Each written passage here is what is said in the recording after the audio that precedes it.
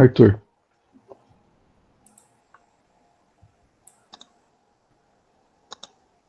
Vocês conseguem ver aí já alguma coisa? Sim. Beleza. Antes era só dar assim, esse livro foi o primeiro contato que eu tive com o tema do transhumanismo, né? Então, e aí especialmente esse capítulo, ele, assim, foi um pouquinho difícil porque é uma ideia um pouco mais abstrata, tipo, não é algo tão, tão fácil assim de perceber. O próprio autor fala no final do capítulo, né, que o tema liberdade morfológica é algo que está meio que intrínseco na nossa sociedade, porque a gente faz parte de uma sociedade que, que tem essa liberdade intrínseca. Então, naturalmente, é um tema que eu acredito que passa um pouco direto. Você não para pensar muito nesse tema. Mas aí eu coloquei essa imagem no começo e essa frase aí, né, que é esse termo aí, uma sociedade feita de plástico, somente por conta de uma autora que ele coloca no começo, que ela traz esse termo aí. Mas eu coloquei essa imagem porque quando eu estava lendo, eu me lembrei de uma reportagem que teve em 2021, eu acho, que eram mais ou menos 3 mil pessoas que tinham se reunido na praça do Brooklyn, alguma coisa assim, e eles estavam protestando a favor do aborto, né? E aí tinha um banner escrito nossos corpos, nossos futuros, nossos abortos, alguma coisa assim. E aí eu me lembrei disso e achei que fazia sentido também relembrar isso, né? Mas vamos lá. Aí eu coloquei aí a frase da autora que ele coloca, que eu acho que define bem a forma como a nossa sociedade hoje vê essa questão do ser humano em si. Eu vou ler ela aí rapidinho. O que temos nos Estados Unidos hoje é uma sociedade de indivíduos para os quais seus corpos são essencialmente plásticos, para quem a vida é um projeto, que buscam na tecnologia a solução de seus problemas, que valorizam a autonomia do indivíduo acima de todas as coisas e que foram aculturados para que crescem que o dinheiro pode comprar a felicidade. Eu acho que o capítulo basicamente vai girar em torno dessa questão da autonomia do indivíduo, né? E já falando nisso, eu coloquei essa imagem aí que é só humor de leve, mas que é a ideia da liberdade morfológica, né? Que é um dos 3 tópicos que eu acho que ele vai falar nos outros capítulos. Esse seria o primeiro, o menos transformador, que ele fala assim, no sentido mais visual do ser humano, né? Mas, beleza. Se vocês quiserem comentar alguma coisa aí ao longo dos slides, é só parar e falar, que eu não estou conseguindo ver as 2 telas. Beleza. O primeiro tópico que ele vai falar, assim, acho que é legal definir o que é liberdade morfológica, né? E o autor, ele vai trabalhar bastante em cima de um outro autor chamado, eu esqueci o primeiro nome dele, mas acho que é alguma coisa Sandberg. Ele até usa o livro dele em bastante pontos do capítulo. Acho que o livro dele o título é Liberdade Morfológica, acho que esse é o título do livro. Mas aí, de forma simplificada, né, liberdade morfológica seria, ela diz respeito a você dar ao indivíduo tanto a escolha como a capacidade de, de modificar o seu corpo da maneira que ele quiser, né? E, e as mudanças que interessam a liberdade morfológica vão ser aquelas que buscam, de alguma forma, acrescentar ou alterar alguma coisa que está na, na, no campo da vida humana normal, né? E aí, de certa forma, a tecnologia ela acaba ampliando o campo das escolhas nesse sentido. Então, ela é bastante sedutora quando aplicada nesse contexto da liberdade morfológica. E aí, o primeiro, o primeiro ponto que ele vai falar lá, né, é a liberdade morfológica como direito. E aí é bem interessante porque ele vai levantar como como a gente chega nesse ponto da liberdade morfológica como direito, a partir dos direitos de direitos básicos que ele levanta, esse autor Sandberg, e aí os três direitos que ele vai usar como base para poder definir a liberdade morfológica como direito é o direito à felicidade, o direito à vida e o direito ao corpo. Eles estão bastante interligados, e de certa forma o direito à felicidade, que eu não lembro se é o primeiro que ele fala, mas é basicamente a sua crença vai determinar as escolhas que você faz, os desejos que você tem, buscando essa felicidade, né? E a vida, o direito à vida seria cada um vai poder fazer as escolhas que quiser para poder sobreviver, né? Ele até vai falar que a sobrevivência requer que hajamos livremente de acordo com nossos interesses. E o terceiro deles, né, é o direito ao próprio corpo. Então, isso serve esse direito serve de base para os outros dois, para eles meio que se conectam, né? Porque para você buscar essa felicidade e para você, de certa forma, sobreviver, você precisa ter o direito ao corpo para você modificar ele da forma que você quiser, do jeito que você quiser. Então, eles três estão bastante conectados. E aí, né, como é que eles se conectam para dar como é que essa conexão ocorre entre a liberdade morfológica como direito e esses três direitos, né? E aí, eu defini 3 pontos aqui. O primeiro deles é a sobrevivência, como eu tinha comentado, a sobrevivência ela requer que a gente haja livre, de acordo com nossos interesses. Então, de certa forma, para eu poder sobreviver, para eu buscar essa sobrevivência, eu preciso agir de acordo com os meus interesses, de acordo com os meus desejos. E isso vai definir toda a minha, como ele fala no começo do livro, toda a minha liturgia, os meus hábitos vão ser definidos de acordo com esses interesses.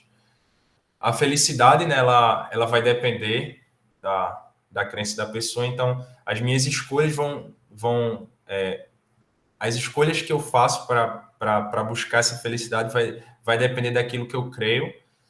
E como eu comentei, o direito ao corpo ele serve como base para os outros direitos se concretizarem, né? Então, você precisa, uma vez que você tenha o direito à vida e o direito à felicidade, é necessário ter o direito ao corpo. Eu acho que até ele vai citar um outro autor chamado Hamilton, eu acho, que ele fala ele cita alguns exemplos de como a modificação do corpo vai ocorrer e como ela não vai mudar quem nós somos, ela não vai mudar a nossa personalidade, né? Então, ele acaba trabalhando em cima desses pontos, desses 3 pontos aí. Aí eu coloquei também uma frase do Sandberg, que eu acho que agrupa todos esses 3 direitos aí, que é: se a busca pela felicidade requer uma mudança física, seja pela tintura que aplico ao cabelo ou pela mudança de sexo, disso se segue que meu direito à liberdade requer o direito à liberdade morfológica. Então, para eu poder concretizar todos os direitos, todos os outros 3 direitos, ele vai levantar a ideia de que eu preciso ter o direito à liberdade e naturalmente, o direito à liberdade morfológica. Não sei se alguém quer comentar alguma coisa, mas aí depois ele vai entrar num tópico chamado o lugar da liberdade morfológica no transhumanismo, né? Como deixa eu ver qual é a página aqui. 87. Isso. Como é que a liberdade morfológica ela se encaixa no transhumanismo?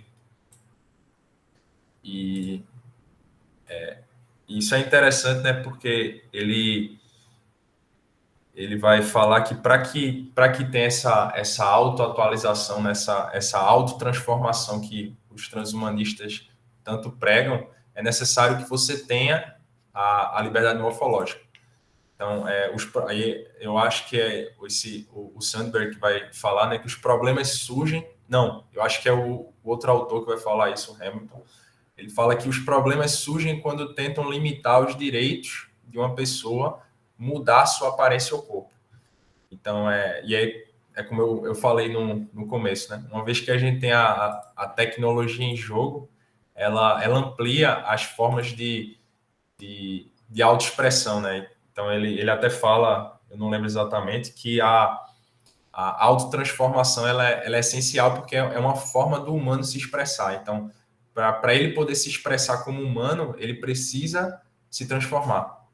É a ideia a ideia evolucionista, né, que o transhumanista tem, que ele para ele poder se desenvolver ao longo do tempo, ele precisa estar em constante mudança, né, em constante transformação. E a tecnologia faz isso, né? Ela vai ser usada como uma ferramenta que amplia ela cria ela cria uma demanda para uma demanda de liberdade para a gente poder exercitar quando a gente tem a tecnologia em jogo. E aí é legal porque ele vai falar depois por que os transhumanistas eles desejam tanto a liberdade morfológica e por que eles precisam da liberdade morfológica. E aí é porque eles desejam, né? Então, o Sandberg, ele exalta inicialmente a compreensão que ele tem da humanidade, ele exalta a capacidade de criar ou de construir o eu. E isso é guiado por esse antigo instinto aí que ele fala que imagino que tem a relação direta com a questão evolutiva do homem, né? E até o próprio autor, ele meio que critica essa ideia do antigo instinto, porque ela é um pouco contraditória, né? Já que a ideia seria você não permanecer no mesmo ponto do tempo, você está em constante mudança. Esse antigo instinto, ele parece ser algo que deveria ser superado em algum momento, mas eles ainda se prendem a essa ideia. Então, é um ponto um pouco contraditório do próprio autor aí, o Sandberg. E a questão da autoexpressão, né, que eu tinha comentado. A gente se expressa, ele defende que a gente se expressa por meio daquilo que daquilo que nós nos transformamos. E isso gera um ponto complicado, porque pessoas não transformacionistas, elas não se adaptariam a essa narrativa da autoexpressão, né? E aí o que aconteceria com elas, né? Elas por, por não por não querer se transformar, elas seriam julgadas por isso, elas conseguiriam se expressar de alguma forma. Eu não sei exatamente como é que eles debatem com esse ponto, mas é algo meio crítico nessa definição da autoexpressão, né? Então, o controle que eles tanto defendem é algo que parece estar presente nesse contexto, né? Aqueles que não querem essa transformação, eles são livres, mas eles não dão um caminho para você buscar essa autoexpressão. E aí, de forma resumida, né, os transhumanistas, eles desejam a liberdade morfológica porque o entendimento que ele tem do significado de humanidade, né, do que significa ser humano, é a transformação em si, é a evolução. Então, para eu evoluir, eu preciso ter a liberdade morfológica, porque as minhas escolhas vão guiar o caminho que eu desejo seguir, né? A minha transformação. E aí, por que eles precisam? É outro ponto que ele vai falar. Então, eles defendem 3 pontos. O primeiro deles é a proteção contra a biomedicina coercitiva. E ele já vai mostrando aí que os transhumanistas, eles têm medo de coerção. Eles têm medo de que alguém dite o que eles devem fazer, né? Um pouco contraditório isso, mas esse ponto 1 aí. Então, a melhor forma de se proteger contra a coerção é estabelecer, o autor fala, uma cultura de liberdade nas transformações morfológicas. E aí, essa liberdade que eles querem na transformação, né? Tipo, a biologia não vai. As pessoas que tentam normalizar uma sociedade de acordo com algum tipo de experimento biomédico, elas não podem ter a decisão final sobre o indivíduo, né? Então, o indivíduo seria livre para escolher as mudanças que ele quer. E isso é um pouco perigoso, né? Porque isso abre espaço para qualquer pessoa de qualquer de qualquer lugar do mundo, assim, ela simplesmente fazer o experimento que ela quiser na garagem de casa, por exemplo.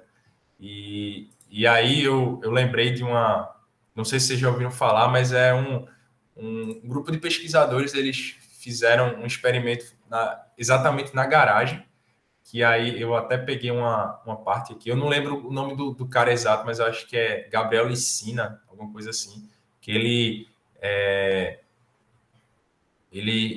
fez um projeto que ele implementou é como se fosse um tipo de visão noturna. Ele queria desenvolver essa visão noturna, então ele aplica nos olhos dele um tipo de colírio. Eu não lembro exatamente o que é que tinha, mas aí, depois com alguns experimentos, ele percebeu que ele conseguia enxergar mais longe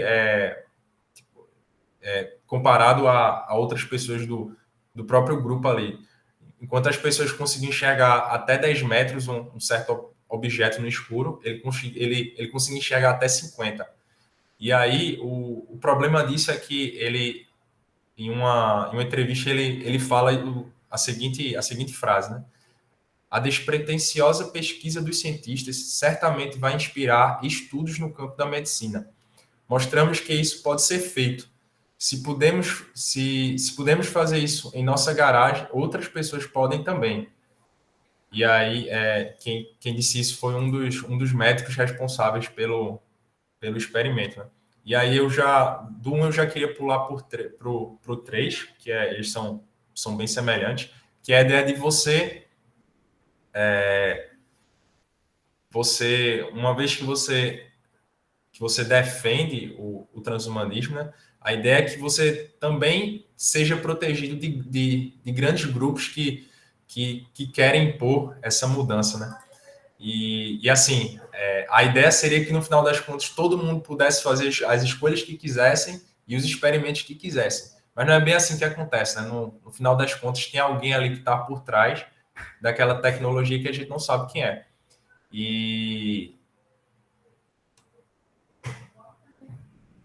aí eu peguei essa frase aqui, esse Edward Bernays, eu acho que é assim que fala o nome dele, ele é o sobrinho do Freud, e eu não lembro exatamente qual experimento que ele faz, mas se alguém souber aí puder falar, se eu não me engano, tem alguma relação com as mulheres em algum local do mundo, ele faz um experimento com um grupo de mulheres, e no final das contas ele escreve esse texto aí, né? Eu peguei um pedaço dele, que ele vai falar o seguinte: a manipulação consciente e inteligente dos hábitos e opiniões organizados das massas é um elemento importante na sociedade democrática.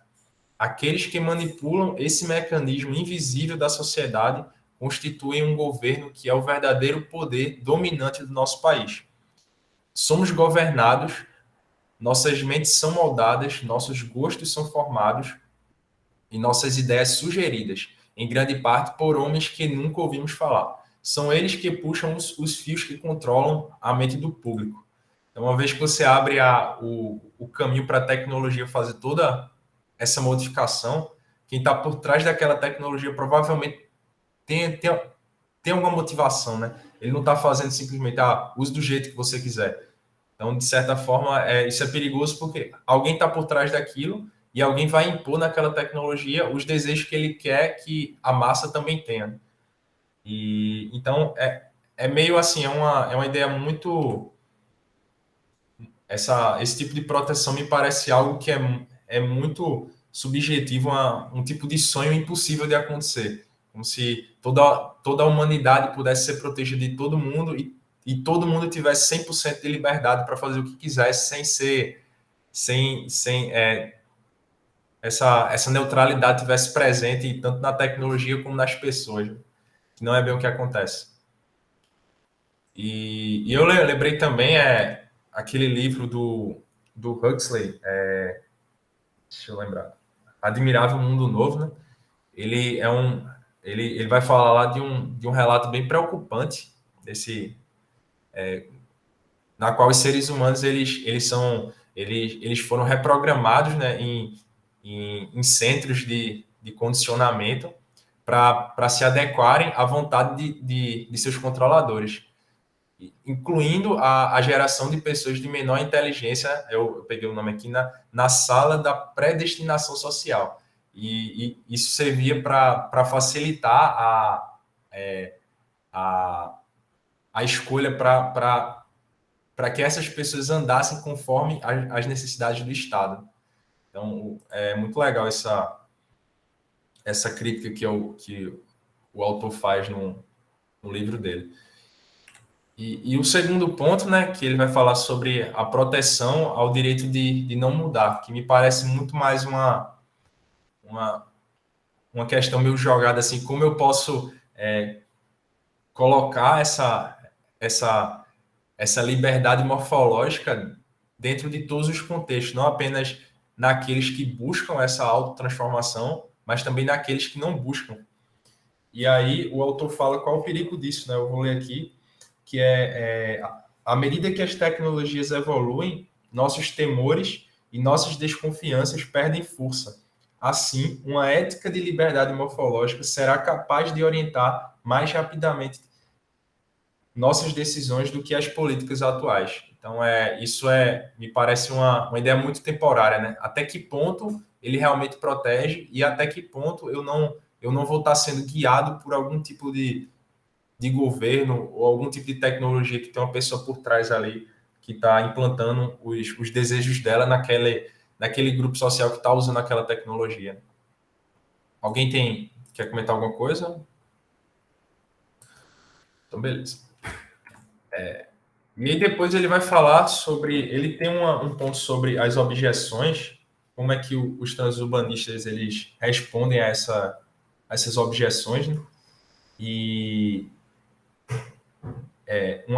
só queria comentar o primeiro ponto rapidinho, que eu acho que é algo interessante assim, que é como o indivíduo ele deve se portar diante da comunidade, né? Até que ponto a comunidade deve interferir nas escolhas do indivíduo. E ele vai falar, o Sandberg, né?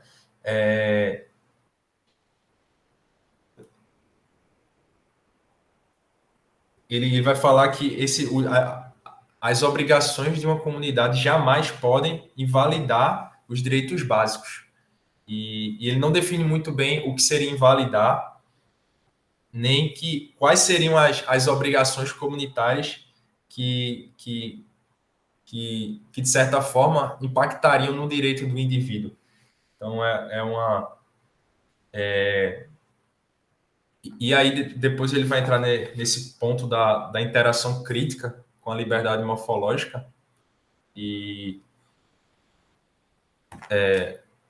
e aí, né, o autor ele vai falar nesse tópico que os argumentos a favor do direito à liberdade morfológica não dão espaço para a verdadeira liberdade.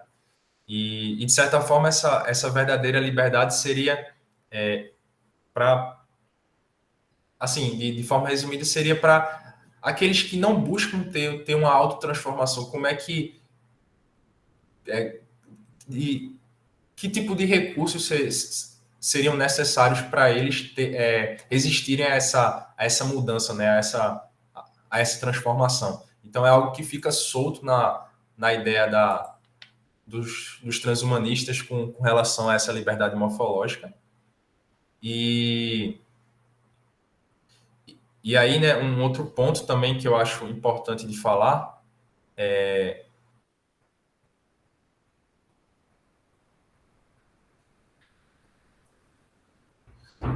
um outro ponto que eu achei interessante. Eu tirei de um artigo da BC2, inclusive, que eu não lembro exatamente como é o artigo, mas eu posso enviar depois. Mas eu acho que é um que ele fala da relação do Tolkien com a tecnologia. E aí tem um ponto lá no artigo que ele vai falar o seguinte: é, e eu acho que faz sentido com relação a essa interação crítica com a liberdade morfológica, né? Que é a ideia de um aprimoramento moral caminhar junto com as melhorias que os transhumanistas estão buscando. E aí ele levanta o seguinte questionamento, né? Mas quem vai nos reprogramar? Afinal, essas melhorias morais, entre aspas, serão desenvolvidas e escolhidas por seres humanos moralmente questionáveis, que poderiam facilmente adaptá-los para promover seus próprios interesses e preocupações. Então, a própria ideia transhumanista de liberdade morfológica, ela é contraditória, como eu tinha falado antes, porque eles buscam tanto eles buscam tanto não ter a coerção, mas é algo que eles próprios não têm como se defender contra. Uma vez que você não tem como avaliar moralmente o tipo de melhoria que o indivíduo quer, quer implantar em alguma tecnologia específica, né? Então, no final das contas, a liberdade morfológica como direito, ela não garante que não vai haver a coerção de que fala o transhumanismo, né? E aí, um ponto importante que eu acho que, para mim, foi um dos melhores assim do capítulo, é que muitas vezes a gente não percebe, mas a liberdade morfológica ela nos treina para pensarmos que a esperança está em nossa capacidade de usar a tecnologia para a autotransformação. E ele vai mostrar em seguida como é que funciona esse treinamento. Ele traz alguns exemplos de como a gente está, aos poucos, a gente está sendo preparado para em algum momento aceitar isso. Ou pelo menos isso passa direto, sem que a gente questione o que está acontecendo ali por debaixo dos panos. E aí seria o próximo ponto que ele vai falar, que é tendendo à liberdade morfológica. E como é que a liberdade, a liberdade morfológica ela nos discipula para que a gente se torne potenciais transhumanistas. Não sei se alguém quer comentar alguma coisa antes de entrar nesse ponto. E aí, né? O primeiro exemplo que ele traz é sobre a realidade virtual como um tipo de prática que vai que pode vir a nos discipular como seguidores do transhumanismo, né? Ou pelo menos como seguidores das ideias em potenciais da liberdade morfológica. E aí, o primeiro ponto que ele vai falar sobre a realidade virtual é sobre assim, eu resumi um pouco, mas é sobre a adaptação da cosmovisão. E assim, eu lembrei, depois ele até cita aí aquele livro do Nicholas Carr, eu não lembro exatamente o nome do livro, mas ele vai falar, né, que quando a gente se desloca para o mundo virtual, de certa forma, isso influencia a,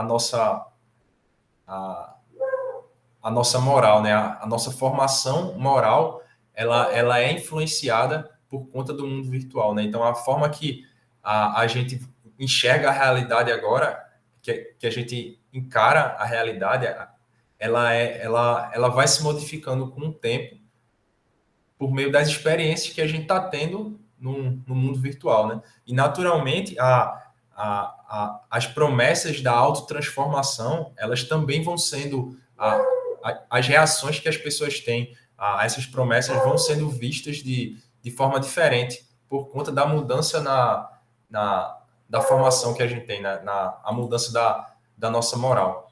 E naturalmente, né, esse tipo de mudança também modifica a forma que a gente vê o mundo. E com isso a nossa cosmovisão é adaptada de acordo com a formação moral, com o mundo virtual. E isso me fez lembrar, assim, só um parêntese, tipo, não tem muita relação, mas a ideia do Lewis, né, e do Tolkien, quando você entra no mundo da fantasia, a ideia é que você saia.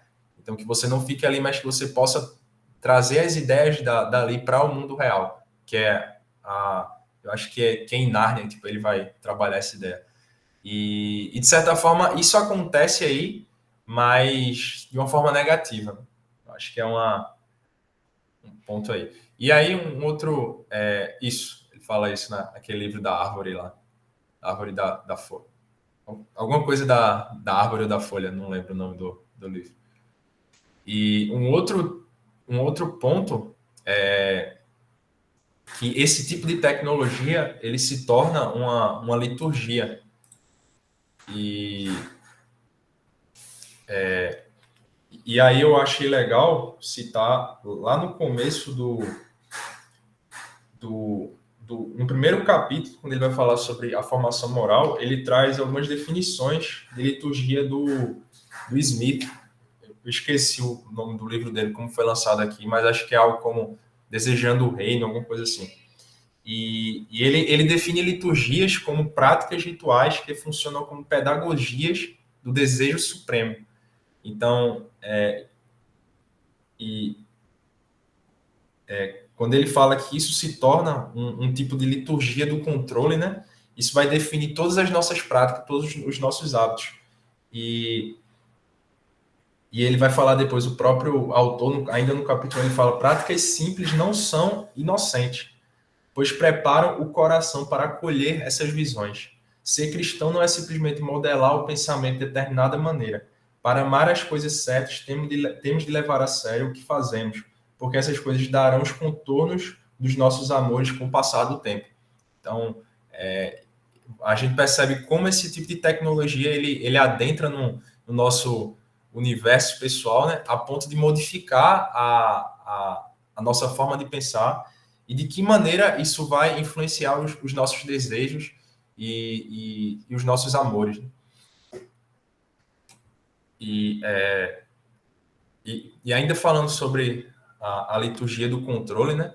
Esse controle, ele afeta também o relacionamento, de forma geral, né? Por isso, a questão do discipulado também, eu acho que o próprio título do livro tem o futuro do discipulado cristão, né? Porque, de certa forma, o controle, ele diminui a relação, né? Então, no final das contas, só uma vontade se manifesta, só um desejo se manifesta, e com isso, naturalmente, quando só um tem voz, o diálogo e a comunhão se perdem. Então, aí é um questionamento, né? E dá para perceber como isso pode afetar a igreja ao longo do tempo. Talvez agora não tanto, mas futuramente, como é que a igreja vai ser afetada uma vez que a nossa relação com os outros e com a realidade vai mudando ao longo do tempo. E aí, no final das contas, depois que a gente passa por todos esses pontos, é natural que, uma vez que a sua visão de mundo é modificada, os seus hábitos, eles andam de acordo com um desejo diferente que não aquele vocacionado por Deus, você vai se tornando mais positivo, você vai tendo ideias mais positivas com relação à liberdade morfológica. Então, talvez no começo seja difícil de aceitar, mas uma vez que a gente não perceba o tipo de mudança que ela causa, é mais fácil, ou pelo menos algumas ideias que são construídas em cima da liberdade morfológica são mais fáceis de ser aceitas depois que a gente tem essa mudança na nossa moral. E aí depois um outro ponto que ele vai falar é sobre as mídias sociais. E ela assim, é interessante como ela não tem um tipo de mudança, a forma que ela vê a autotransformação não é tão direta, talvez, quanto a realidade virtual, mas ainda assim ela também nos treina para para esse tipo de para esse tipo de filosofia que os transhumanistas buscam.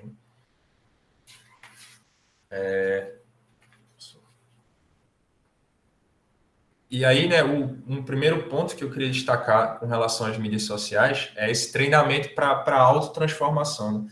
As mídias sociais, elas vão nos preparar, o autor vai falar, né, de forma implícita para que os outros nos vejam da forma que eu quero. É quase como se a gente pensasse como eu posso me transformar virtualmente para que os outros me vejam da forma que eu quero, da forma que eu busco. Então, implicitamente, a ideia da liberdade morfológica também está presente nas mídias sociais. Né? E o autor também fala que não é como se fosse um autoaperfeiçoamento clássico, como em outros casos mais diretos, mas ainda assim ela tem um pouquinho ali da autotransformação. E uma vez que isso é aplicado na nossa liturgia, nos nossos hábitos, a gente vai se transformar com o tempo, a gente vai mudar com o tempo por conta disso. Então, as mídias, elas promovem essa liturgia do autocontrole, né? A liturgia do controle. Então, como a minha imagem é que importa, a forma que eu quero que os outros vejam é a minha que importa. Então, eu quero controlar a minha autoimagem, apenas o meu desejo importa. Então, essa seria a ideia da liturgia do controle. Né? E assim, as mudanças, as alterações morfológicas, pelo menos é o que o autor fala, eu não cheguei a procurar em outro tipo de material, elas não são tão radicais quanto algumas outras ideias, mas ainda assim, como eu falei antes, elas vão nos preparar para que em algum momento a gente possa caminhar na direção do transhumanismo, né? Para que em algum momento a gente possa aceitar as ideias, já que elas vão estar tão presentes e não vai ser algo que a gente critique tanto. E aí, um terceiro ponto que ele vai falar é sobre um certo tipo de individualismo. Então, o autor aí ele vai trazer duas definições de individualismo com base nesse autor chamado Richard Weaver, eu acho. Então, ele vai distinguir dois tipos de individualismo: individualismo anárquico e individualismo de elo social. O individualismo anárquico ele está mais relacionado com a questão egocêntrica do indivíduo, né? No final das contas, o que importa sou eu. Então, independente do que os outros achem, a forma como eu me vejo, a comunidade não pode impactar na forma como eu vejo, como eu me vejo. E o segundo tipo de individualismo seria o individualismo de elo social. Que ele está presente num contexto mais comunitário, né? Então, ele vai falar, né? Com muita frequência achamos que as necessidades individuais precisam de proteção contra a comunidade. Esse é o tipo de individualismo que parece estar em jogo na lógica transhumanista da liberdade morfológica. Então, no final das contas, me parece que a ideia de liberdade morfológica que o transhumanista busca está muito mais próxima desse individualismo anárquico do que o outro tipo de individualismo. A comunidade não pode impactar na forma que eu penso ou na forma que eu busco a minha autotransformação. E isso é perigoso, né? Porque quanto mais a gente busca essa proteção contra a comunidade, ou quando a gente busca esse tipo de individualismo, essa forma de pensar desse individualismo, a gente vai acabar ficando muito mais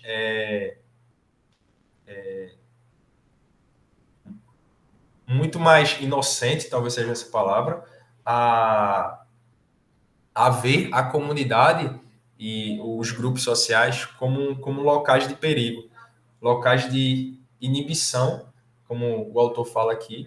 E isso é apenas uma porta para que a liberdade morfológica possa aparecer nas nossas ideias com o passar do tempo.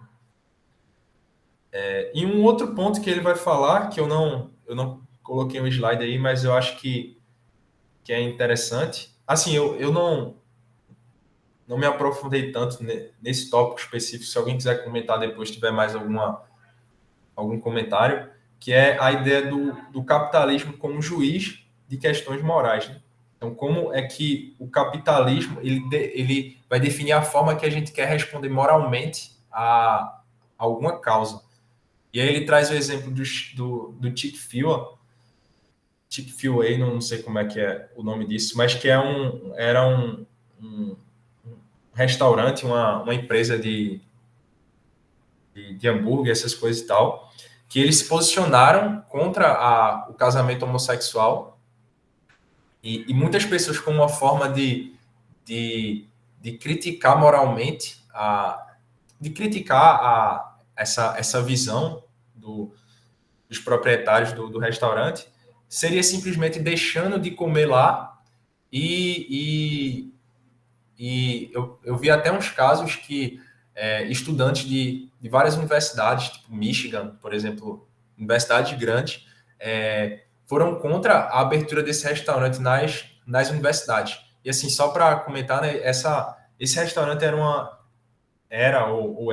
não sei exatamente como é que ele está hoje, era um restaurante bastante conhecido, muito grande, muitas pessoas gostavam, mas como uma resposta a essa visão que eles tinham, seria simplesmente boicotar o restaurante.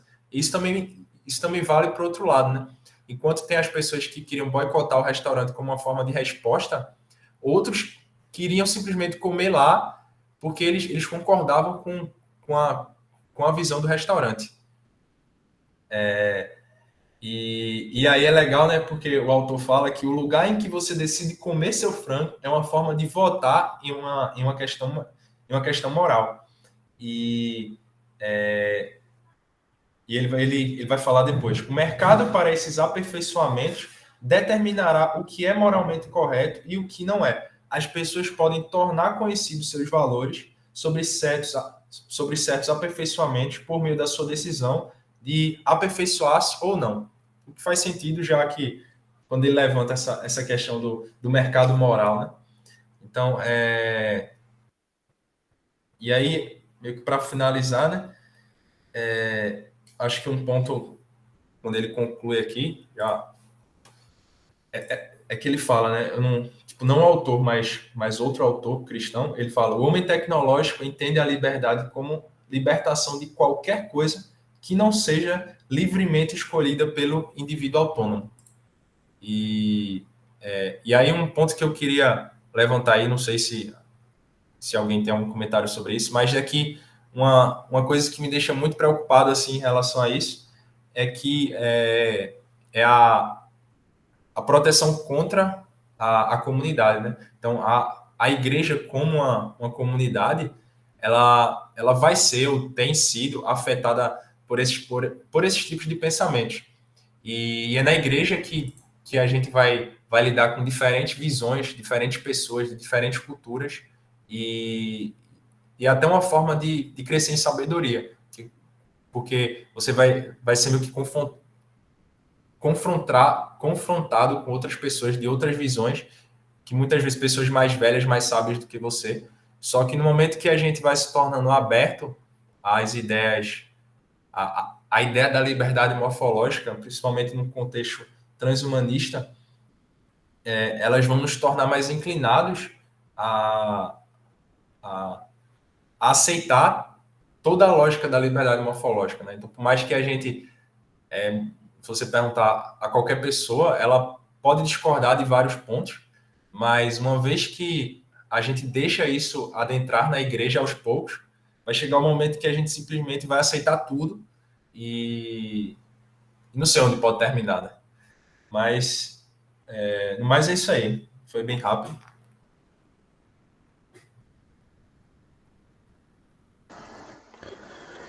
Arthur, obrigado. Muito bom. Tem muitos pontos para falar. Não vou comentar, vou deixar que outras pessoas comentem, depois eu comento também. Mas eu acho que assim, esse capítulo mais uma vez mostra a importância dessa discussão até nas igrejas, né? Eu acho impressionante assim como quando eu li a primeira vez, né, esse livro, eu fiquei pensando, nossa, esse livro tem que ser aplicado nas igrejas, tem que estudar nas EBDs, né, porque como a gente não se toca, né, como a tecnologia tem nos treinado, né, mas, sei lá, obrigado aí pelo comentário, pela exposição. Antes de eu fazer algum comentário, quero ouvir dos outros aí. Cara, eu vou começar puxando então, pode ser? Que eu achei muito legal. Toda hora o Arthur falava, alguém quer comentar, mas eu queria comentar no final, que daí a gente tem mais tempo, né, para poder fazer as coisas. Começando aqui na parte da liberdade morfológica, lá no comecinho como um direito, e uma coisa vai levando a outra, né? É o direito à vida, que leva o direito à felicidade, que leva o direito à liberdade, que deveria nos levar, a junção disso leva ao direito à liberdade morfológica. Eu lembrei de um cara que eu gosto bastante, mas ele é meio chato só de ler, que é o Chesterton, quando ele fala da questão dos limites. Tem uma frase dele que é assim, o mais belo de uma obra é a moldura. É uma coisa mais ou menos assim. Ou também tem outra, a essência da pintura é a moldura. Porque ele, nesse capítulo, eu não lembro se é no Hereges ou na Ortodoxia, eu acho que é Ortodoxia. Ele diz, por exemplo, assim, que a gente tem que ter liberdade, beleza, fazer as coisas, principalmente na arte, mas a gente não pode ter uma liberdade absoluta a ponto de descaracterizar as coisas. Ele diz assim, você pode ter a liberdade para pintar um camelo, mas você nunca vai ter a liberdade de pintar um camelo sem a corcova, porque então você não pintou um camelo. Me parece que a mesma discussão se aplica aqui, a questão da liberdade, porque a partir do momento que você tem a liberdade para mudar tudo, você matou o ser humano. Na verdade, o que define daí a pessoa como ser humano? Então, eu lembrei do Chesterton nessa parte. Porque falta, parece, no transhumanismo, nessas coisas, uma discussão sobre exatamente esses limites. Que para ele o limite é o pecado. Né? É que nem a gente estava discutindo, eu acho que não lembro se era no outro encontro, ou eu estou viajando aqui, porque tem a questão não lembro qual encontro, se foi no primeiro que eu falei, na questão do pecado na concepção transhumanista, é sei lá, o limite da capacidade cognitiva. Então você poderia tomar um remédio e você vai superar isso. Me parece justamente que essa ideia deles de limite, das limitações, é que é o problema deles. Eles nunca estão discutindo se os limites são benéficos ou não. Então, se a gente ultrapassar todos os limites, o que vai sobrar? Esse que é o que eu estava pensando na hora que a gente estava falando isso.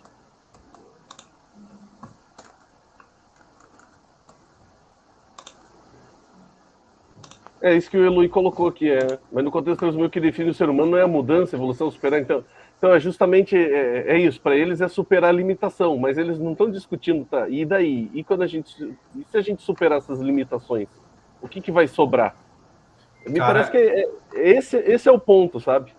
Porque se você tem liberdade para tudo, mas você não tem liberdade para pintar um camelo sem a sua corcova. Você acha que a gente pode mudar tudo e a gente continuar ainda sendo nós mesmos? Sabe? Eu posso fazer um marco que seja diferente, assim, do que posso me mudar e ser diferente? Eles fazem a comparação aqui com pintar o cabelo e tudo mais. Mas o nosso corpo define muito de quem nós somos. Em nossa personalidade, na nossa forma. Você perder um braço, você muda até a tua forma de pensar, a tua forma de agir no mundo. Então, eu acho que é esse tipo de discussão que os limites, por isso que eu trouxe o Chesterton, né? Os limites, eles são importantes. Eu acho legal que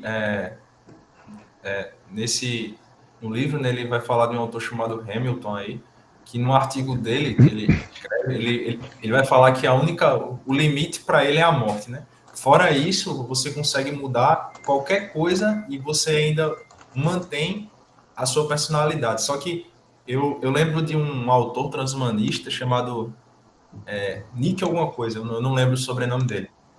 Mas ele fala, né, tem tipo, a ideia antiga era a questão da imortalidade. E o próprio autor, ele meio que define que o humano, a ideia de onde ele quer chegar é até os 500 anos, tipo, tentar chegar até os 500 anos, né? Então, eles mesmos percebem que não tem, tipo, tem que ter um limite, porque, tipo, não dá para você abraçar tudo sem um limite. Então, ele próprio define um limite em algumas ideias, né? Então, tem essa mudança aí da ideia do limite que nem os próprios autores conseguem estabelecer um limite direito do que eles pensam. É um pouco contraditório, né? E os limites, eles garantem a nossa liberdade, né? É uma coisa interessante.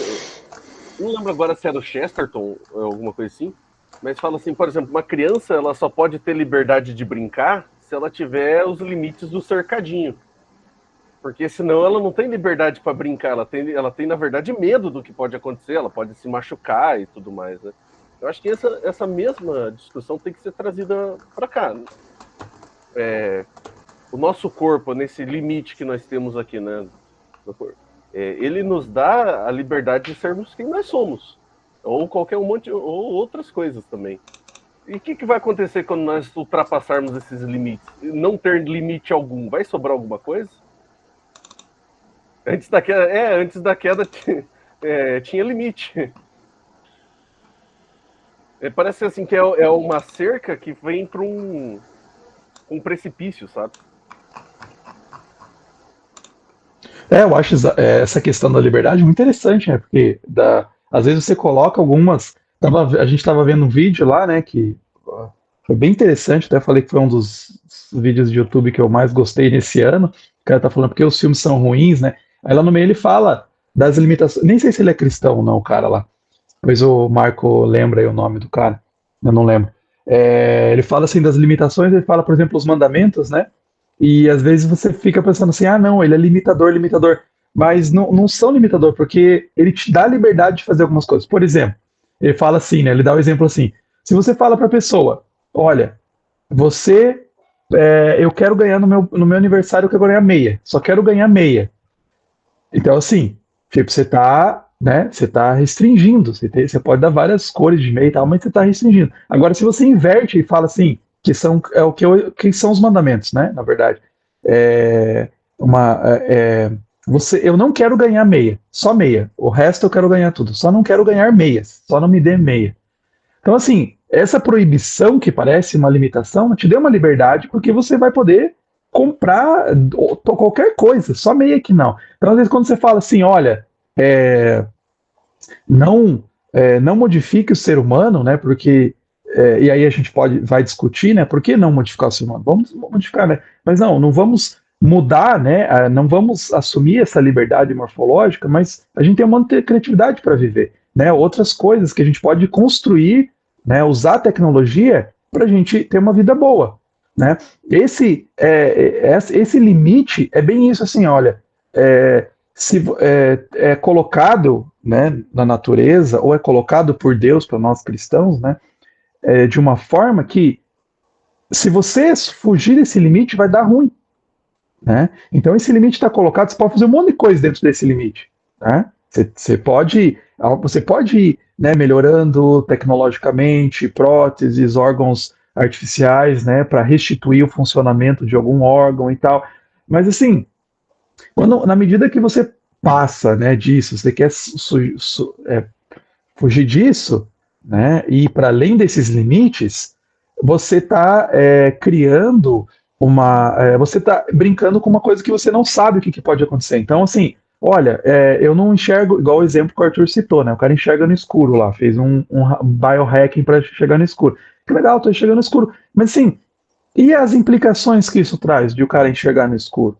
As implicações, né, no desenvolvimento, as implicações, sei lá, o cara vai e daí por isso ele porque a gente sabe, né, a ausência de luz à noite, você até não está no celular de noite, faz com que você tenha um sono melhor, né? Você vai ali acalmando, né, e tal, para ter um sono melhor. Aí você enxerga à noite, aí de repente você fica ligadaço, aquilo te dá qualidade de sono vai ser afetado, a sua psique vai ser afetado, né? Você vai, sei lá, vai desenvolver uma dor de cabeça crônica que você não sabe. Então, assim, né? O limite é uma coisa inteligente, né? E aí a gente pensa assim, a gente tem um desenvolvimento tecnológico, que é assim, sei lá, nos últimos 100 anos que a gente tem capacidade de alterar agora, né, o nosso corpo e tal. A gente tinha pretensões antes, mas é só agora que a gente realmente tem, talvez, sei lá, 70 anos para cá, que a gente tem realmente a possibilidade de modificar, né, o corpo realmente, né, do ponto de vista científico tecnológico, de, sei lá, superar as limitações. Mas então, 70 anos, né? A gente não sabe as implicações de que uma mudança simples pode fazer, né? Eu sempre falo o exemplo disso, até para os meus alunos e tal, quando eu falo sobre bioética, a questão de que um tempo atrás ainda a gente acreditava no DNA lixo, né? Você falava assim, isso aqui é junk DNA. A gente não entende para que serve, então é junk DNA, é DNA lixo, né? Então assim, olha a pretensão, olha a arrogância, né? Você falava que uma parte lá é lixo, não serve para nada. De repente você vai, pô, não é bem assim. Tem uma coisa, e é importante a gente entender até para que servia, né, esse DNA lixo, que hoje já não serve mais, mas teve no processo biológico, teve uma importância. Né? Então, não serve para nada, descarta. Né? Então, eu acho que esse é o problema de tentar superar os limites, sendo que você não sabe o que está além dos limites. Esses limites, às vezes, às vezes não, eu acho, são extremamente necessários para a sobrevivência. Ô Luiz, e também eu estava pensando aqui, de novo, matutando Chesterton na cabeça, né? Isso é importante. É como que é ilusório a ideia de uma liberdade que você pode escolher tudo, ou todas as opções estão sempre disponíveis. Porque no momento que você escolhe alguma coisa, você não pode escolher outra. Essa é a grande questão. Porque quando você escolhe se modificar, você deixa de poder aprender mais sobre si mesmo, um autoconhecimento, você poder se amadurecer, né? Porque isso a gente vai aprendendo na vida, que a gente é limitado. De novo, aquela frase de novo, citar Chesterton aqui, ó. Quando você casa com uma pessoa, você abre mão de poder casar com qualquer outra pessoa. Né? Quando você escolhe uma coisa, você abre mão de um monte de coisa. Então, essa mesma ideia deles de uma liberdade que você possa fazer tudo é ilusória, porque a partir do momento que você escolheu que você... vou me modificar, vou criar mais 4 braços aqui. Você abriu mão de poder ter liberdade de um monte de outras coisas que você poderia ter se você não tivesse feito isso. Então, a própria ideia, ela traz um paradoxo ali. Uhum. O seu limite é algo abstrato, né? Ou pode ser percebido naturalmente, a Amante falou ali. Realmente é uma questão de sabedoria, né? A gente não sabe, assim, né, até onde alguns limites. Claro que às vezes a gente vê algumas coisas que são bizarras, né? Tipo, isso, enxergar no escuro. Tá, pra quê? Né? Colocar um chip na cabeça, no cérebro, né? Pra quê? Aí você vai até um pouco de senso, de bom senso, né? e nessas limitações, né? Eu acho que tem limites que são na cara, assim, né? Por exemplo, você poder fazer 3, 4 coisas ao mesmo tempo, né? Mas existem alguns limites que a gente não se toca, né? Por exemplo, o nosso corpo, ele consegue limitar o acesso que nós temos à informação. Por exemplo, você está você não está ciente de você estar sentado na cadeira, né? Imagina se a gente trocasse de corpo assim e a gente pudesse sentir tudo que o nosso corpo está recebendo de estímulos, a gente ia ficar maluco. Tem até, agora eu vou citar aqui um anime, porque eu sou otaku, né? Tem que tá na moda, né? O Jujutsu Kaisen, lá tem a expansão de domínio do Gojo Satoru. A pessoa, ela consegue perceber tudo o que está acontecendo. Daí ele fala assim, a grande ironia da vida, quando você consegue perceber tudo, você não consegue fazer nada. Porque você não tem o que você pode focar, o que você vai fazer, já que você está tendo milhares e milhares de estímulos ao mesmo tempo.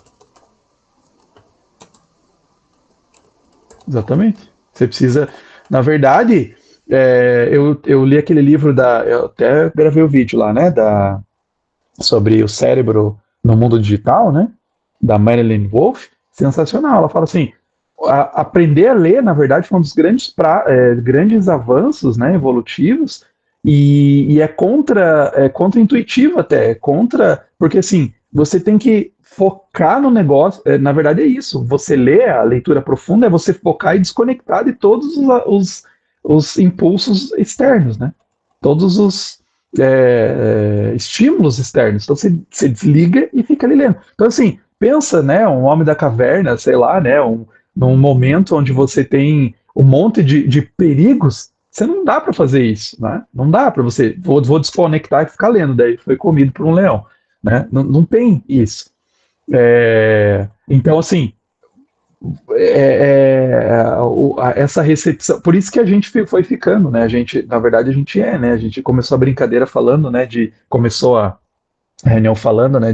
A gente não é multitask, né? A gente não consegue fazer duas coisas, então a gente desliga, né? A gente vai ler, a gente desliga, né? E de outras coisas, a gente tá qualquer coisa que a gente faz, na verdade, né? A gente consegue só fazer uma coisa de cada vez, né? Então o muito estímulo é ruim, né?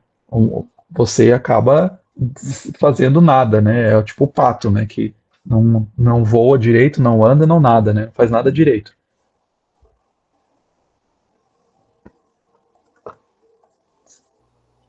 O Eloy mandou uma coisa aqui. Não sei se ele quer abrir para falar. Quer falar aí, Eloy?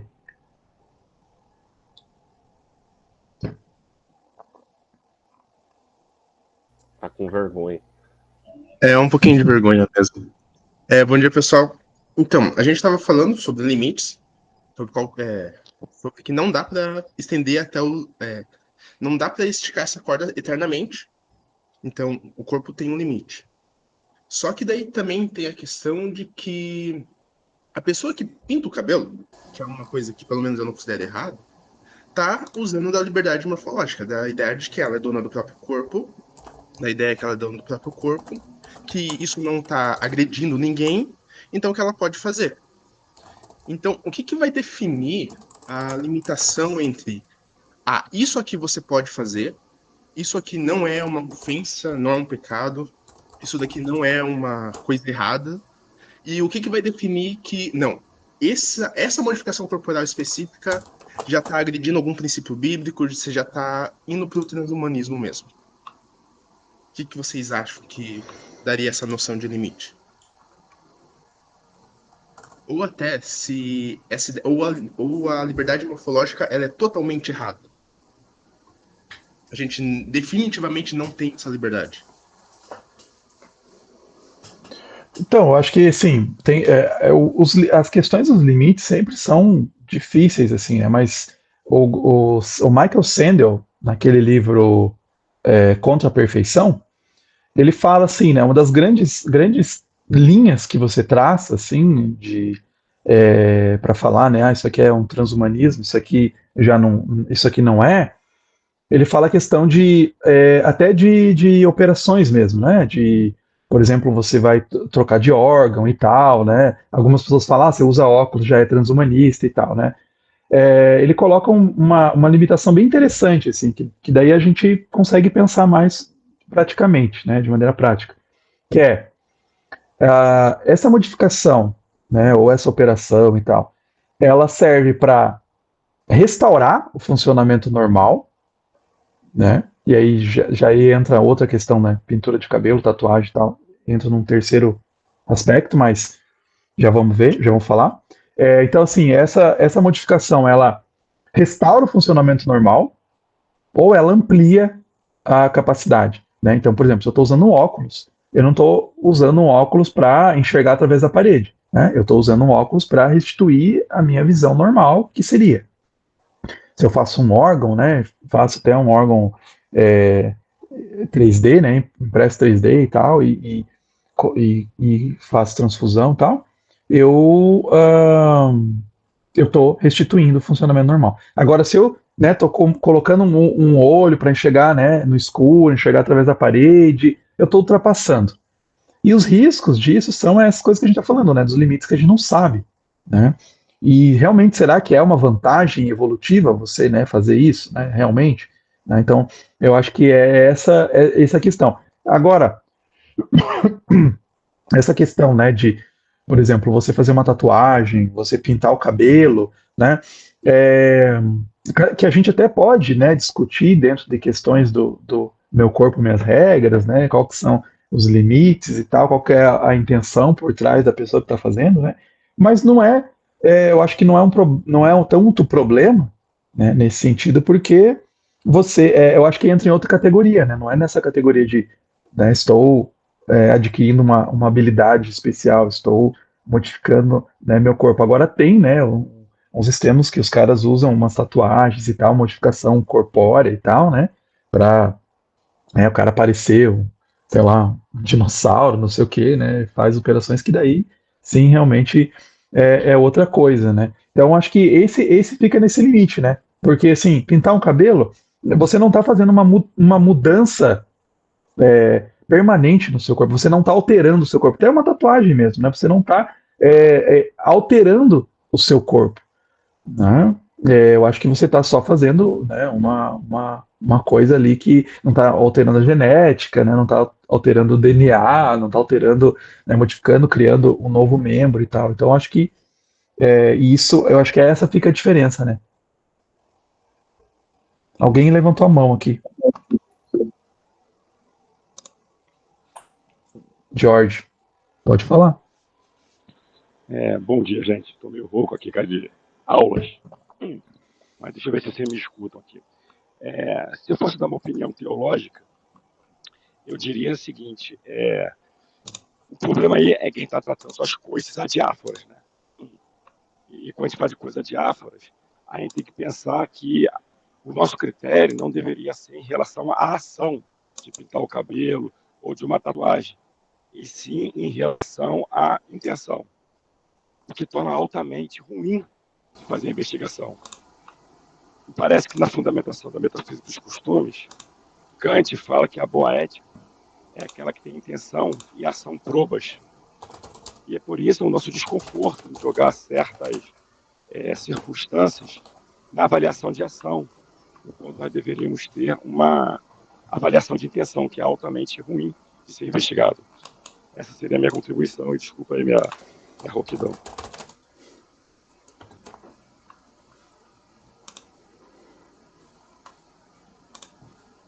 Uhum. Eu falei, né? Até mencionei isso, né? Ver qual é a intenção da pessoa, né? Quando ela está fazendo, né, uma tatuagem, quando ela está modificando alguma coisa, né? A gente sabe, né, disso. Por isso que eu acho que é importante a gente pensar nessa mentalidade, porque assim, o que ele está nesses capítulos, né? Que o Schatzer aí está falando, né? Tudo ele está muito batendo nessa tecla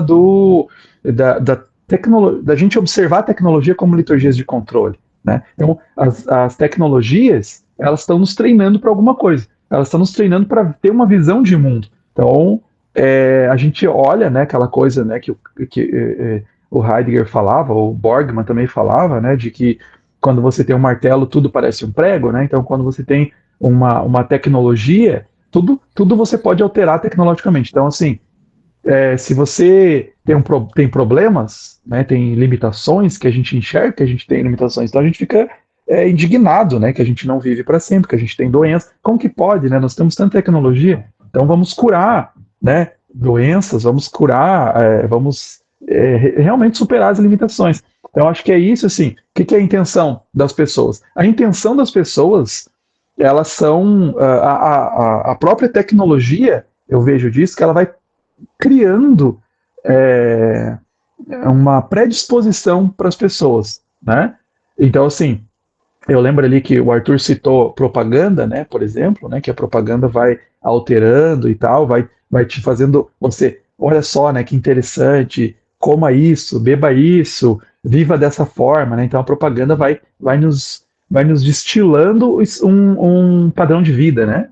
Esse é o padrão de vida. Então, eu acho que a tecnologia ela faz muito isso, né? E hoje as redes sociais, para mim, substituíram isso, a propaganda, né? Hoje, que é uma coisa mais forte de mudar a atitude humana, né? As redes sociais. Então, a gente anseia por certas coisas, que eu acho que é criado pelo ambiente tecnológico, né? O Jacques Ellul falava, o milieu tecnológico, né? Então, vai formando as nossas intenções, né? Então, eu sou insatisfeito. Aí é legal, porque o Michael Sandel também fala isso mesmo, não sendo cristão, né? Ele fala sobre essa questão de dádiva. Eu acho impressionante, é muito crente o livro. É, é, nós temos a nossa intenção, então nós ficamos insatisfeitos com as coisas, porque a tecnologia vai dizendo que a gente pode ser melhor, né? Então, eu sou insatisfeito com o meu corpo, eu sou insatisfeito com, né, a natureza, tanto a natureza humana quanto a natureza natural. Então, eu posso modificar com a tecnologia, né? Como se isso fosse uma coisa, fosse trazer uma coisa melhor, né?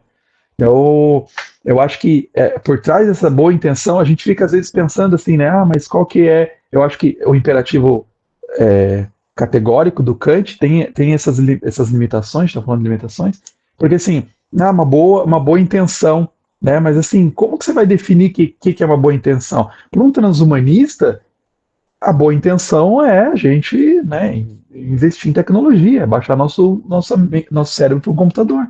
Isso é uma boa intenção, né?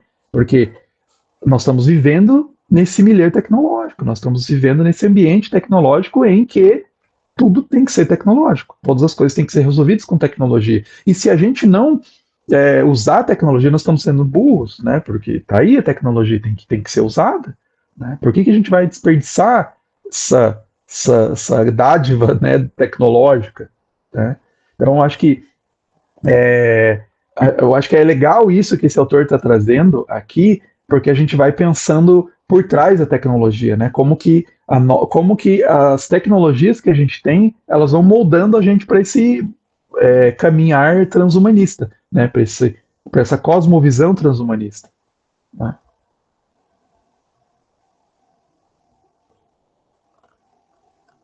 Pode falar aí, Jorge. Não, concordo plenamente, e na realidade a contribuição que está sendo dada aqui é a tecnologia como forma de disciplinar, como o Han falava, né? É isso, né? Isso. Acho que a gente vai passar por uma época, como o Eloy estava falando agora há pouco, sobre, e daí, pode ou não pode, né? Hoje, se você pode ter um celular que te leva a procurar pornografia, você vai usar. É o que a gente vê como estatística, né? Para que as pessoas usam suas ferramentas e tudo mais. Se você for olhar de maneira geral, as pessoas estão fazendo certos usos que você pensa, cara, eu não acho que é o melhor uso, entende? Então, se eu puder ter uma visão através das paredes por causa de segurança, e esse é o meu argumento, então me autorizam a fazer isso. Por outro lado, basta que eu vire para o lado que eu consigo ver coisas íntimas dos meus vizinhos acontecendo. Então, assim, até que ponto que pode? Me parece que, da mesma forma como armamento na mão de civil é uma coisa que é regulamentada em alguns lugares, em outros lugares não é regulamentado por causa de argumentos de quem legisla ou manda, né? Acaba autorizando ou não autorizando, vai ter regulamentação para essas coisas também. Me parece que sim, que eu quero ter uma visão de certo alcance maior, eu quero ter certos poderes, e isso pode ser considerado como militar, por exemplo, né? De uso militar, aí vai ter regulamentação, porque extrapola aquilo que é melhorar minha visão, por exemplo. Né? É a mamãe. Mamãe. O Paulo aí tá com a criança querendo participar aí. Eita. Participa aí. Quer falar também sobre... Pode falar. Essa questão de limitar em relação à intenção, e traz bastante o que o Arthur falou na apresentação, como você falou agora há pouco da propaganda, que é a questão da estética. Que, por exemplo, como eu convenço uma pessoa a ter um sexto dedo? Eu havia muito tempo atrás um vídeo de um cara que imprimiu em 3D uma prótese e tinha um segundo dedão. E daí ele mostra como ficou legal as atividades, como ele conseguiu aprender a tocar violão, e como que o cérebro aprendia muito rápido a lidar com isso. E daí como você convence as pessoas a ter isso? Você pode convencer pela eficiência, dizer que vai ser melhor, embora a gente quase não use mais teclado, é tudo por voz, mas pode ser melhor para digitar ou para segurar as coisas, ou você pode falar que é bonito e convencer as pessoas que é bonito. E daí entra a parte da tecnologia nos educando, de nos convencendo que mudando a nossa percepção estética.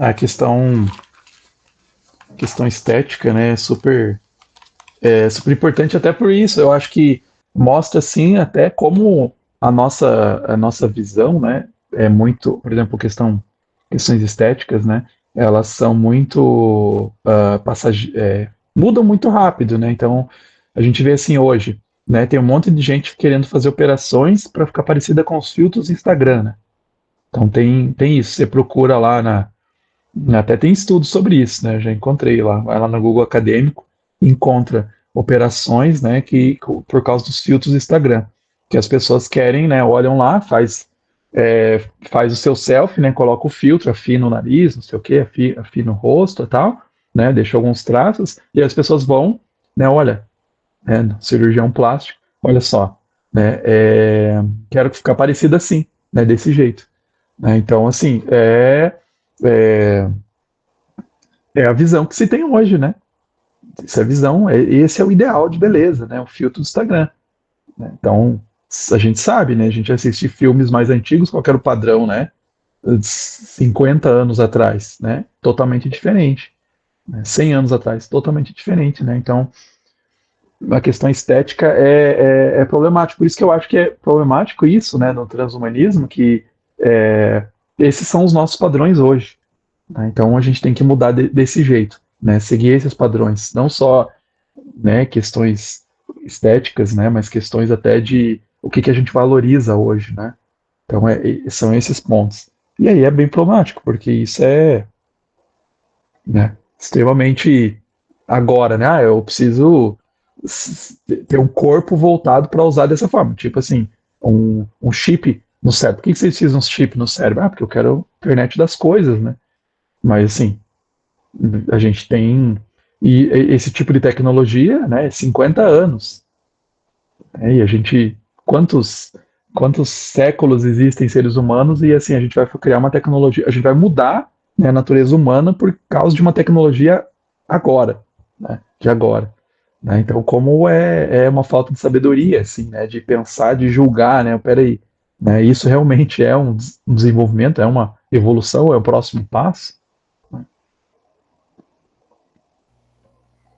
E também as questões sociais que isso vai gerar, né? E quem tem dinheiro e quem não tem? Como é que funciona o vestibular, concurso público, entre outras coisas aí que a gente não leva em consideração, né? Uhum. Sobre a questão estética, eu vi uma vez, e está relacionado com a realidade virtual. Quando o Arthur estava falando, eu lembrei disso. Quando estava na vibe do metaverso, teve muita gente que usou a realidade virtual, o metaverso, assim, os metaversos, né, porque eram vários, para experimentar outros tipos de corpos. Então tinha um lá que a pessoa podia viver como se fosse um cachorro-quente. Então, você vivia assim como se fosse um outro objeto, sabe, dentro desse mundo. Eu até brinquei, né, que quando eu falei isso outro dia, eu falei, psicólogo nunca vai ficar desempregado, né? É uma coisa impressionante. Psicólogo sempre vai ter emprego. Mas, por mais assim que isso possa ser engraçado e tudo mais, né? Mas é um problema também, porque o nosso corpo, ele está relacionado à nossa forma de aprender, nosso ser para o mundo, né? Algumas coisas assim. E, assim, quais que são as consequências da gente mudar, assim, nosso bel prazer em relação ao nosso ser, nossa essência, né? Esse eu fico com medo. Mas é medo, não tem um argumento. É um medo, assim, que eu acho que realmente a gente deveria ser prudente, sabe?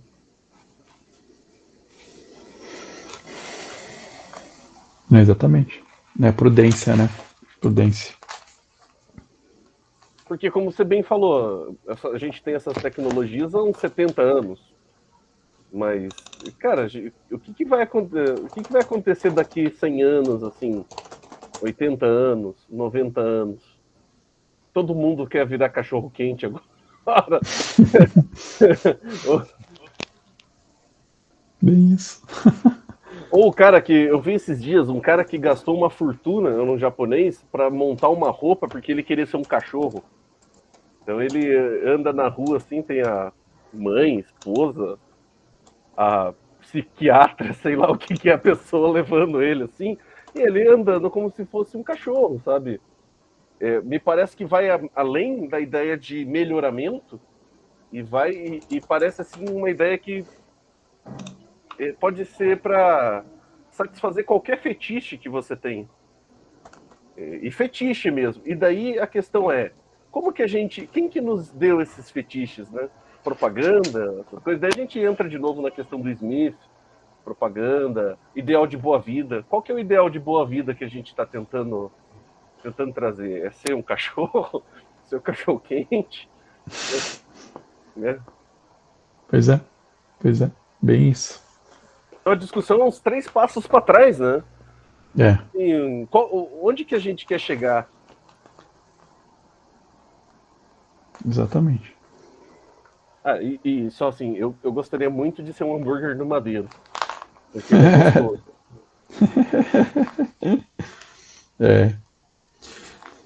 É isso, né? Eu gostei dessa parte aqui mesmo, assim, né? Na página 97. Se a lógica da liberdade morfológica faz com que a transformação morfológica pareça ser a única escolha lógica, não haveria também alguma forma de coerção?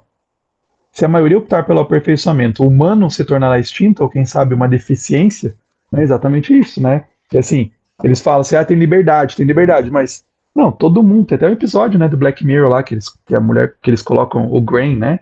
Eu não lembro como é que é a tradução, que daí você tem no olho, né? E daí as pessoas têm algumas memórias que eles acessam, né? A informação ali no olho, né? Então, o nome da pessoa, nem lembra o nome da pessoa, daí ele volta, checa ali, tá, esse é o nome da pessoa. Daí eles voltam, coisas que as pessoas viveram e tal, né? Para relembrar, eu te conheci, então deixa eu lembrar como é que eu te conheci, voltava, né? E aí tem uma pessoa lá, né, que optou, tem uma hora que eles estão reunidos, vários amigos, tem uma pessoa que optou por não ter esse dispositivo, né, e todo mundo, nossa, que absurdo, que estranho, né, como assim? E é isso, né, assim, você fica vendo essas tecnologias, né, você vai perder, né, você vai ficar para trás se você não tiver essa modificação. Então não é uma liberdade, né, na verdade, você fazer uma modificação, você vai... todo mundo vai querer fazer isso, todo mundo vai estar disponível, todo mundo vai ansiar por isso, né? Mas realmente não vai estar disponível para todo mundo. Né? Mas, gente, 11 horas, quero acabar aí pontual, muito boas discussões, né? A gente está desenvolvendo. E assim, né? Tendendo à liberdade morfológica, né? Realidade virtual, questão das mídias sociais e tal, o capitalismo como questões morais, né, etc., vai ter essas discussões, vão se desdobrar, tá, nos próximos ainda. Então vai ter, por exemplo, a gente já vai ter o próximo capítulo aí sobre realidade aumentada, né? Então, depois, inteligência artificial e o upload mental, né, que a gente às vezes pensa, parece assim uma coisa tão distante, né? Eu acho isso legal que esse autor traz, né? Às vezes parece uma coisa tão distante, né? O que é transhumanismo? Nossa, que coisa do além, né? Não vou discutir isso. Mas você vai vendo que tem coisas no cotidiano, né? Então, eu fiquei impressionado quando eu li esse livro. Depois eu assisti um filme, depois de ter lido esse livro, eu assisti o Big Hero, né? E eu, né, tava assistindo com meu filho e eu, caramba, quanta... eu acho que até foi antes desse livro, na verdade, eu tava pensando sobre questões de transhumanismo. A quantidade de temas que tem, né, de transhumanismo que é trazido nesse filme. E aí você começa a ver que é muito forte a propaganda mesmo em torno do vamos todos ser transhumanistas, né? E como tem coisas cotidianas que a gente vai fazendo que vai modificando. Então acho que é legal isso a gente pensar, né? Então a gente continuar. Por isso que esse livro aqui é muito bom, né? Introdutório do tema, né? Um tema introdutório e tal, que a gente pode até fazer algumas críticas até ao próprio autor, as fontes que ele usou, mas ele é muito interessante, né? Para fazer a gente pensar sobre esses temas aí.